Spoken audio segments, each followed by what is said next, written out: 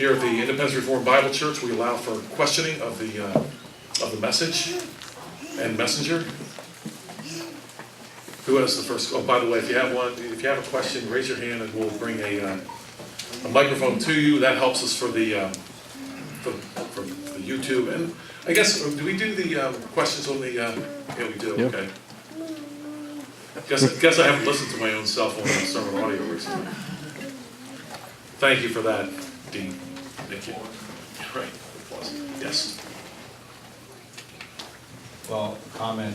I think it was Robert E. Lee that said the duty is ours, but the results are God's. So that's a quote that I heard several years ago that I've replayed in my head many times.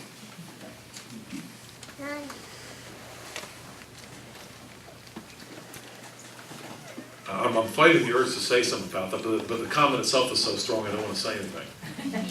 Anything I add is just diluted. It says everything that I think Paul is saying to us here this morning. You work, God gives results.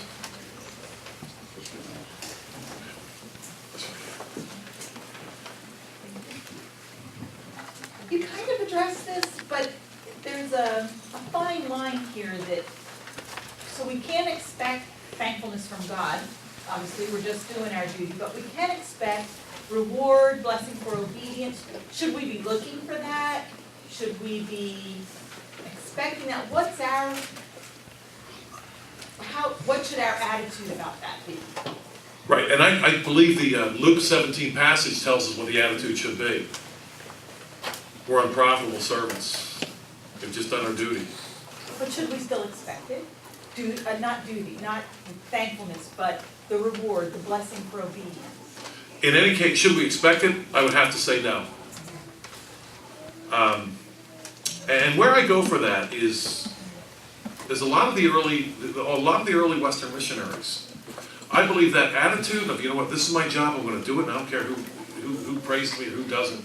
That attitude is what I think supported the guys like William Carey, David Livingstone. If they would have been looking for accolades, they just didn't get them from anyone. I think they would have quit. And I'm convinced that the best servant is the one that says, look, what's my job? I'm going to go do it, whether I receive praise or not. Is that answering your question? I think that my issue is sometimes I want to train somebody else. Like, yes, things are really hard and you have a duty to do here, but if you will look, you will see God's reward. And kind of what I heard today is don't look for that. Okay. God himself, Christ himself said that no one has left lands that will not be rewarded 100-fold in this life and the life to come. Right. So that will happen and God will do it. But the problem that it seems to me that we run into is we want to run it, if we're going to be rewarded, we know how it's supposed to happen.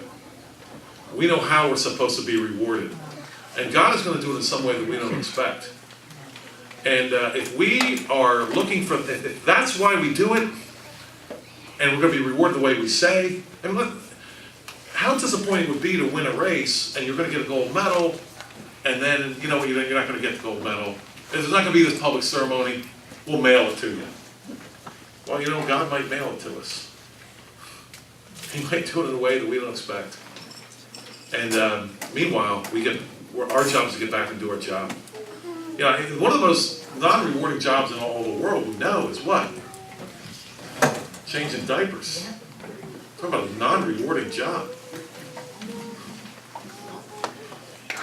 The world would end in one generation without it.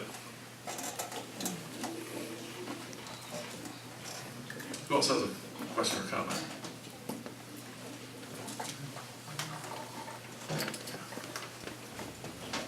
Seth. Well, I think. By the way, did we hear from your young friend there today? I don't think we've heard a word. No, he's been rather quiet. Now maybe he's going to. But I think just to solidify that, I mean, when we look at Jesus himself, especially when we're talking about the aspect of each of us has a job, it's not this cookie cutter. Look, every Christian's got the same job, and like you're saying, looking to where each one's called. I think one of the mistakes we make is we misquote Jesus by saying, oh, well, we need to deny ourselves and take up his cross. But that's not what he called us to do. I mean, in that passage, Matthew 16:24, he says, if you want to be my disciple, deny yourself and take up your cross. And so in one sense, I think it goes back to what you're saying, that aspect of, you know, we try to do some of the work of Jesus and then expect that God's going to love us because of that. That's not our cross. Our cross is very different for each one. We have to, how we die to ourselves, even on an individual level, is very different. I think, you know, that we just can't miss that we must take up our cross and deny ourselves. I don't need to deny you or anyone else's life. I need to deny my own flesh. So I think that's another great piece. Sure it is, and it's not going to look the same, what people are going to do. The 11 or perhaps 12 disciples, when they spread out, they all gave up their lives violently, but not all in the same way. And they did not all have the same ministry by a long shot. And I've mentioned before, I've often wondered what Paul really thought of Apollos. You know, I have to wonder that. Paul comes through and he just takes a beating. I mean, it's hard to believe any man could deal with what he dealt with. It's hard to believe. We look in 2 Corinthians. 5 times, 39 stripes, 5 times, and he's just getting started with what he's put up with. And it sure looks like Apollos just kind of comes, you know, breezing through.